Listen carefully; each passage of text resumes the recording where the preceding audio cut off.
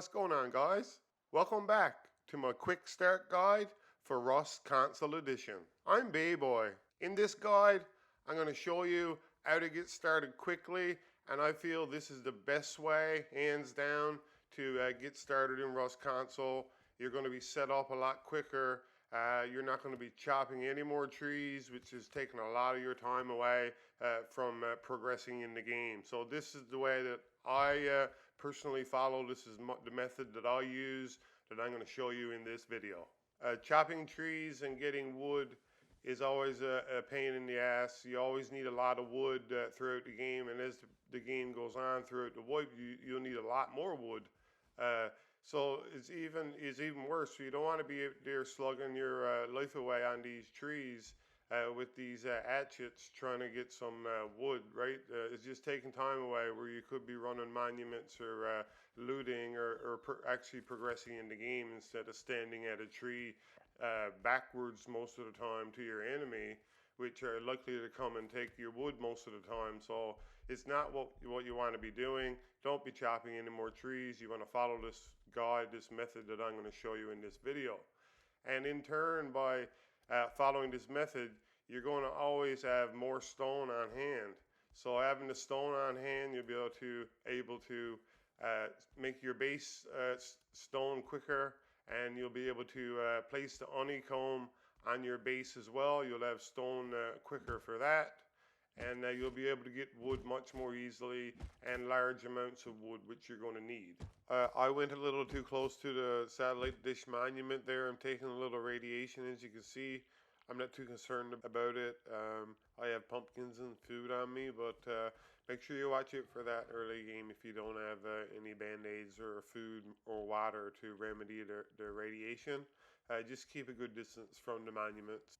Getting low-grade fuel in early game can also be a little challenging for newer players, and it do kind of delay or slow down your progress early game, because you're out there eating barrels, you're trying to hunt animals to get that low-grade fuel or animal fat to craft a low-grade fuel. So with this method also, we're going to get that low-grade fuel real quick. We're going to get it from Outpost. We're going to buy it from the vending machines with scrap. And we're going to immediately have 3 furnaces crafted before we even leave our base for the very first time. So we're going to be all geared up. We're going to be working on getting our metal doors crafted and put on our base, and our base strengthened and reinforced right away. So we're already ahead of the game by doing it this way. It's much quicker, and get your wood way faster, build your base, and have your furnaces already in place to start smelting metal ore, so you can get metal fragments to create your metal doors and for your base and other items you want to craft. By following this method, you're going to have all the important stuff done in short order with your base. You're going to have wood on hand.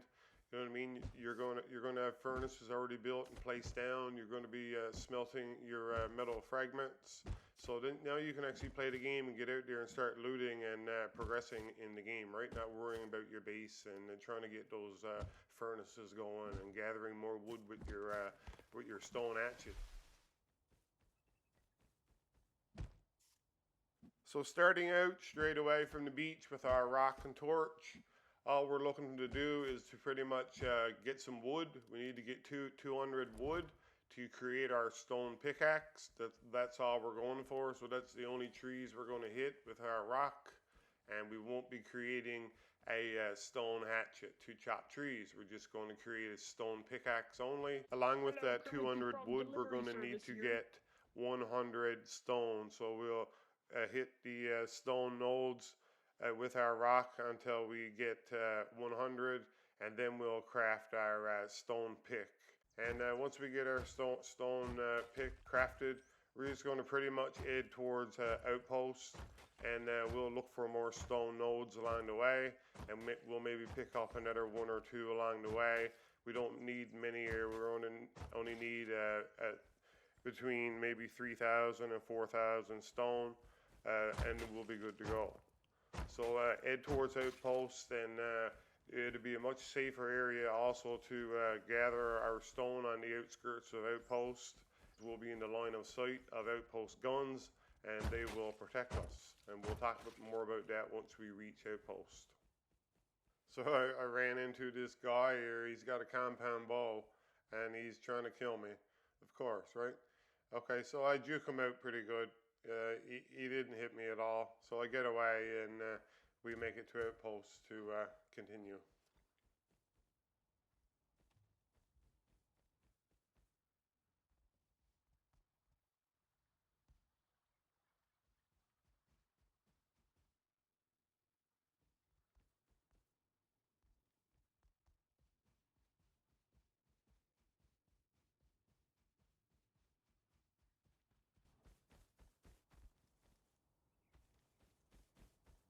Okay, so we've made it to Outpost, and you see these nodes right here along the edge. You can harvest these nodes with your pick, because you're out of the safe zone, but you're still in the line of sight of Outpost guns right there, and all along that cliff edge.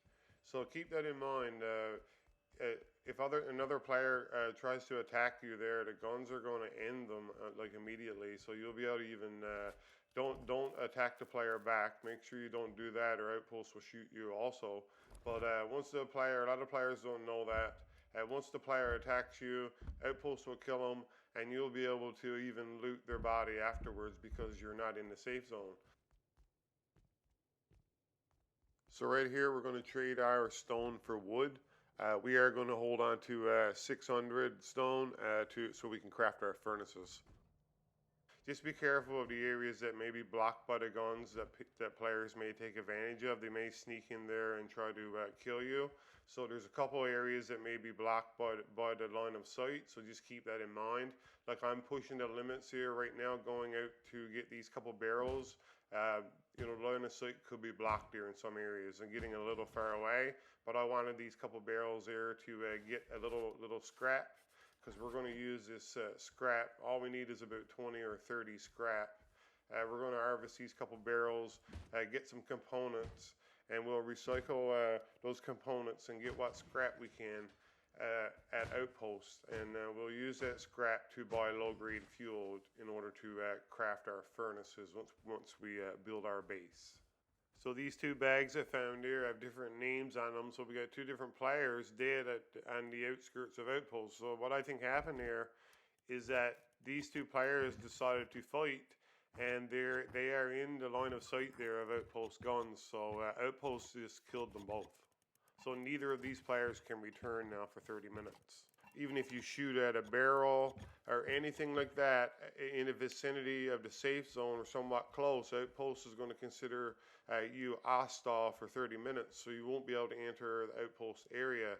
And if you do, you'll be gunned down immediately, and likely before you reach the safe zone. So that means whatever you're carrying on you, you'll be lootable by another player. So you likely won't be able to get your stuff back in 30 minutes when you return. But if you do die inside the safe zone, your bag will be unlootable, and you will be able to get your stuff back afterwards. So just be careful about what you're doing around the edges of Outpost, and if you do get in a gunfight, for example, or a bullfight or whatever it is with another player, don't come on to Outpost and think you're going to get in easily, because Outpost is going to unleash the fury, and you're going to die. So make sure you watch what you're doing and consider that 30-minute hostile rule to the zone.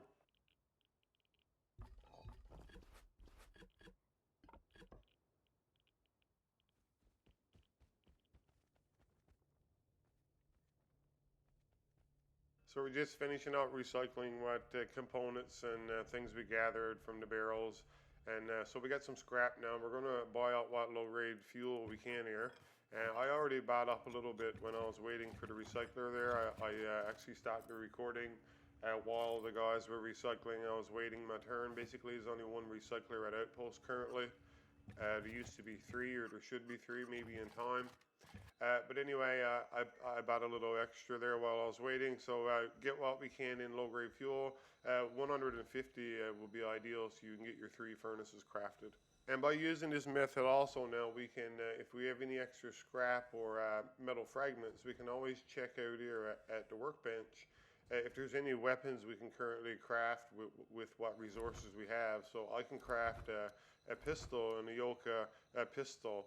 So I'm definitely going to craft one of those to take along the way, and that might be the difference in me not getting killed before I get my base built. So any weapon you can get crafted and carry on you along the way, or your travels to your base and before you get it built would definitely be good. So I chose to craft double doors.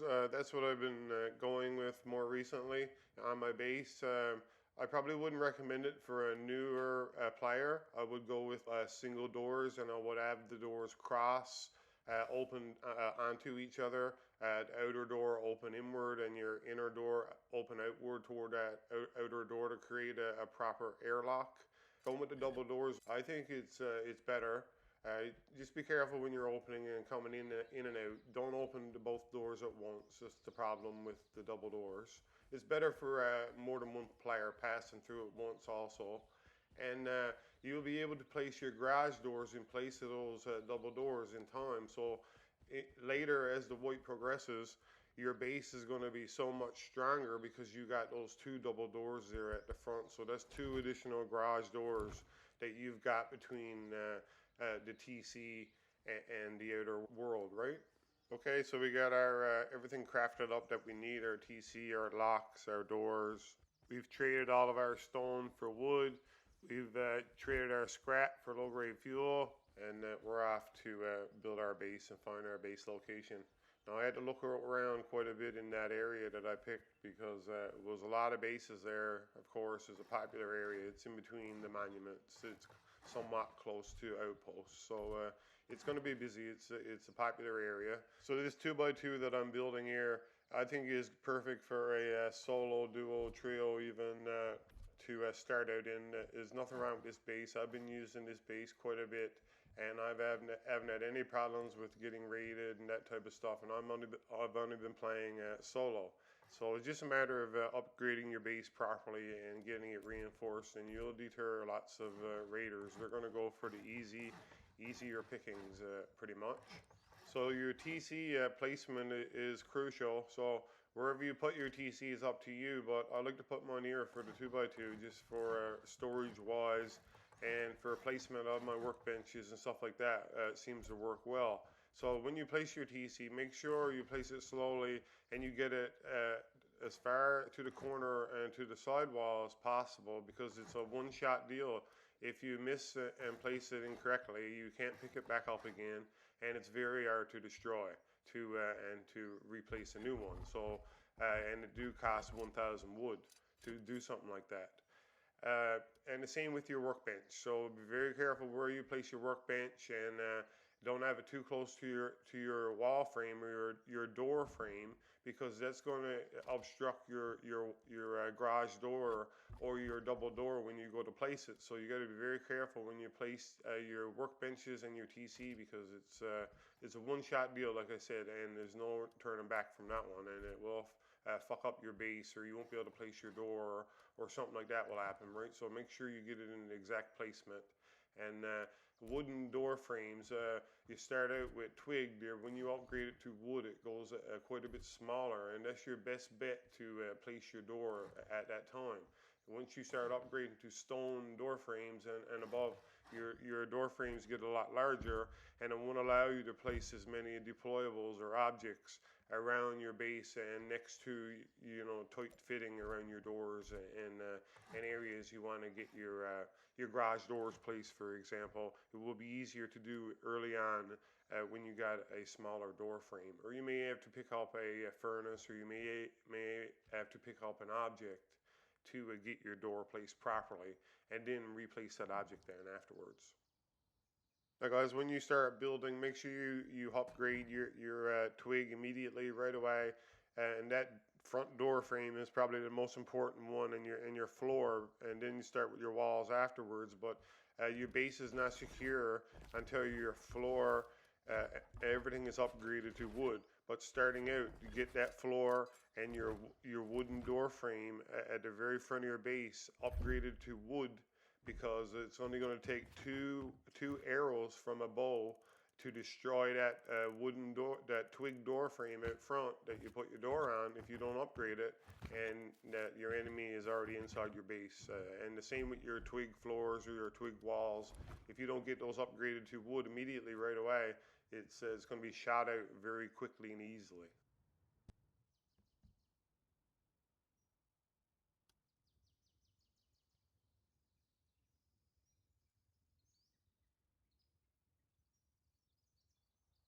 So right here, guys, there was a level 1 workbench somewhat near to my base, so I just saved up my scrap. I bypassed level 1.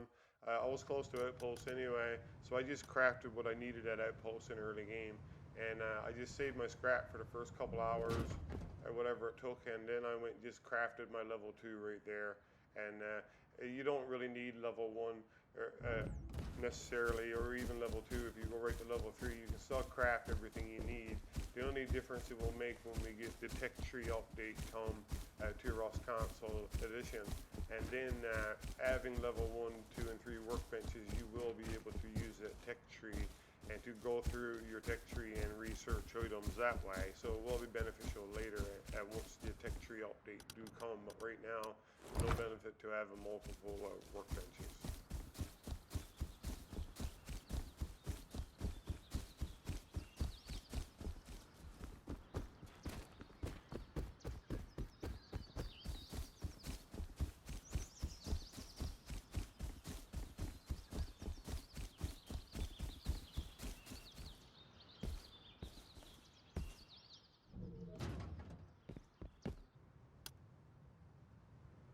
So here I'm just placing my tier 2 down. You can see how careful I am with it. It actually took me a lot longer to place than I showed in the video.